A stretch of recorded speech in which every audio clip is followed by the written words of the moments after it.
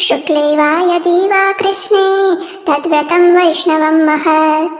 मत्स्य और भविष्य पुराण में कहा गया है, एकादशी के दिन निराहार रहकर जो द्वादशी को भोजन करते हैं, शुक्ल पक्ष हो अथवा कृष्ण पक्ष, ऐसा व्रत विष्णु को अत्यधिक प्रिय है। ये भगवान के प्रति हमारे प्रेम को बढ़ाने वाला है। और अग्नि पुराण में भी कहा गया है कि एकादशी का भोजन नहीं करना चाहिए। ये व्रत भगवान विष्णु को प्रिय है।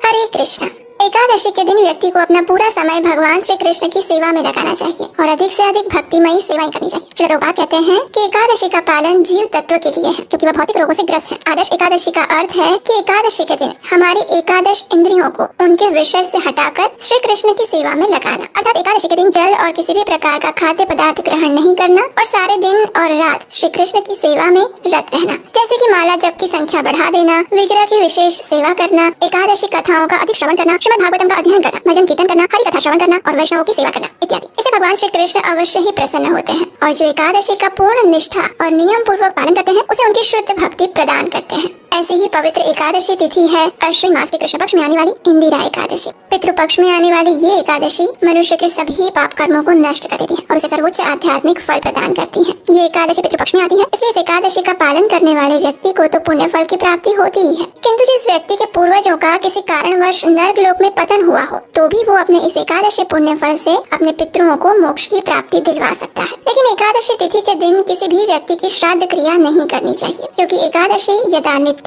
श्राद्धम नैमित्तकम भवेत् उपवासम तदा कुर्यात् द्वादश्याम श्राद्धम आचरेत्। यानी स्कंद पुराण में कहा गया है कि एकादशी व्रत नित्य है और श्राद्ध एक नैमित्तिक कार्य है। अतः जो नित्य है उस एकादशी के दिन उपवासी रहकर श्राद्ध का अनुष्ठान अगले दिन द्वादशी पर ही करना चाहिए। लेकिन एकादशी व्रत रखकर उसके पुण्य फल को आप अपने पितरों को अवश्य प्रदान कर सकते हैं। तो चलिए अश्विन मास के कृष्ण पक्ष में आने वाली इस इंदिरा एकादशी के उपलक्ष्य में आज हम गर्ग संहिता से एक पौराणिक कथा का श्रवण करते हैं। ये बात है वृंदावन की, जहाँ परम भगवान श्री कृष्ण अपनी बाल लीलाएं किया करते थे। अपने सुंदर मुस्कान और नटखट लीलाओं से उन्होंने सभी व्रजवासियों को अपने मुंह पाश में बांध दिया था। उनके लिए उनकी दुनिया यानी उनका कान्हा, कोई उन्हें अपने पुत्र की तरह प्रेम करता तो कोई उन्हें अपने सखा बनाकर उनके साथ खेलता रहता। किसी के लिए कृष्ण अपने प्रियतम या प्रेमी थे तो किसी के लिए वे उनके तारणहार थे। इन सभी में गोपियों का प्रेम माधुर्य भाव में था। वे सब चाहती थी कि कृष्ण उनके पति बने और कृष्ण के प्रति उनका प्रेम भी असीमित था। लेकिन वे सब इस बात से भली भांति परिचित थी कि श्री कृष्ण को सबसे अधिक प्रेम और कोई नहीं कर सकता, केवल राधा रानी ही कर सकती है। और वे सभी गोपियाँ राधा रानी की सर्वोच्च प्रेममय स्थिति को भी जानती थी। इसलिए एक दिन उन सभी गोपियों ने राधा रानी को घेर लिया और उनसे कृष्ण प्रेम के गोपनीय तत्व को पूछते हुए कहने लगी। वृषभानुसुते दिव्ये हे राधे कंजलोचने श्री कृष्णस्य प्रसादार्थ वद किंचित व्रतं शुभम। हे वृषभानु नंदिनी श्री राधिके, आप हमें श्री कृष्ण की प्रसन्नता के लिए कोई व्रत बताइए, ऐसा व्रत जो श्री कृष्ण को प्रसन्न कर सके। जो देवताओं के लिए भी दुर्गम है वे श्री कृष्ण नंद नंदन तुम्हारे वश में रहते हैं। तुम तो सभी शास्त्रों में पारंगत मानी गई हो, इसलिए हमारे ऊपर कृपा करें। हमें भी श्री कृष्ण को प्रसन्न करने की कोई विधि या फिर उपाय बताइए। ये सुनकर श्रीमती राधा रानी श्री कृष्णस्य प्रसादार्थम कुरुते एकादशी व्रतम तेन वशो हरि साक्षात् भविष्यति न संशय।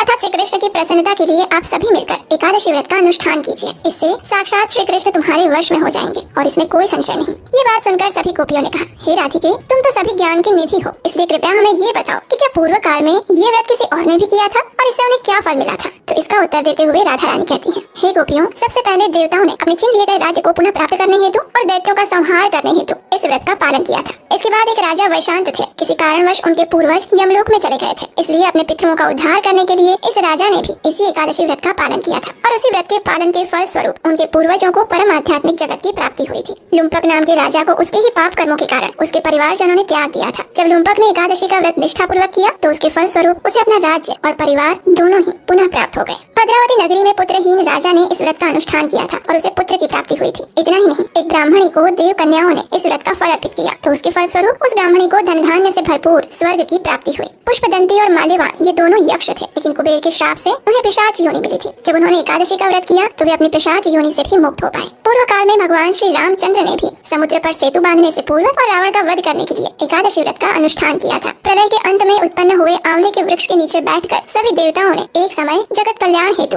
एकादशी व्रत का पालन किया था। पिता की आज्ञा से ऋषि मेधावी ने भी एकादशी का व्रत किया और उसी के परिणाम स्वरूप वे अप्सरा के साथ संपर्क दोष से मुक्त हो पाए। हे गोपियों, ये एकादशी व्रत इतना पुण्य फल प्रदान करने वाला है कि वो बड़े से बड़े पाप के सुमेरों को भी नष्ट कर देता है। एक समय ललित नाम के गंधर्व को इंद्रदेव के श्राप के कारण नरभक्षी राक्षस योनि प्राप्त हुई थी। जब उसने ऋषि के निर्देशन में एकादशी का व्रत किया तो उसे अपना गंधर्व शरीर पुनः प्राप्त हुआ। धुंधुमार आदि राजाओं ने भी एकादशी के पुण्य प्रभाव से ही परम गति को प्राप्त किया था और भगवान शंकर भी ब्रह्म कपाल से इसी एकादशी के माध्यम से मुक्त हो पाए थे। राजा अम्बरीश, राजा रुक्मांगद और राजा हरिश्चंद्र जैसे अनेक महान राजाओं ने एकादशी का व्रत करके भौतिक और आध्यात्मिक जगत में सर्वोच्च स्थान प्राप्त किया था। इसलिए हे गोपियों, एकादशी को संपूर्ण तिथियों की परमेश्वरी समझो। उसकी समानता करने वाली दूसरी कोई भी तिथि नहीं है और इस व्रत के दृढ़ पालन से आप सब भी हमारे प्रिय श्री कृष्ण को अवश्य प्रसन्न कर पाएंगी। इस प्रकार जब गोपियों ने राधा रानी के मुख से एकादशी तिथि की महिमा का श्रवण किया तो वे सब अत्यंत प्रसन्न हुई और उन्होंने भी पूर्ण श्रद्धा और दृढ़ता के साथ इस एकादशी व्रत करने का संकल्प लिया। इन सभी गोपियों द्वारा पूर्ण भक्ति भाव से किए गए इस एकादशी व्रत के अनुष्ठान के परिणाम स्वरूप भगवान श्री कृष्ण उन पर अत्यंत प्रसन्न हुए और उनकी हृदय की इच्छा को पूर्ण करते हुए उन्होंने मार्गशीर्ष मास की पूर्णिमा के दिन इन सभी गोपियों के साथ रास नृत्य किया। तो इस प्रकार एकादशी तिथि अत्यंत पवित्र और सभी व्रतों में श्रेष्ठ है और ये इंदिरा एकादशी भी व्यक्ति को हर प्रकार के भौतिक सुख समृद्धि तो प्रदान करती ही है, लेकिन मृत्यु के बाद वो मनुष्य को परम आध्यात्मिक लोक प्राप्त करने का भी अवसर देती है। इतना ही नहीं, इस एकादशी का श्रद्धा और नियम पूर्वक पालन करने से व्यक्ति अपने पितरों और पूर्वजों के ऋण से भी मुक्त हो सकता है। अगर उनकी जीवात्मा को अन्य शरीर प्राप्त नहीं हुआ है या फिर वे अवांछित योनि में भटक रहे हैं तो उनका उद्धार भी इस एकादशी के पालन द्वारा संभव है। बस करना यही है कि अगर आप अपने पितरों के लिए एकादशी व्रत रखते हैं तो एकादशी का संकल्प लेते समय भगवान के समक्ष हाथ में गंगा जल लेकर भगवान से अपने पितरों के लिए प्रार्थना कीजिए और एकादशी व्रत का सभी नियमों के साथ पालन करने का निश्चय कीजिए। अगले दिन जब एकादशी का पारण करें तो किसी सुयोग्य ब्राह्मण या वैष्णव को भगवान को अर्पित भोजन प्रसाद रूप में खिलाइए और अपनी क्षमता अनुसार उन्हें दान दक्षिणा दीजिए। उसके बाद आपने जो ये एकादशी व्रत किया है उसका फल भगवान के समक्ष जाकर उन्हें अर्पित करते हुए अपने पितरों की उच्च गति की प्रार्थना कीजिए और फिर आप स्वयं एकादशी का व्रत पारण कर लीजिए।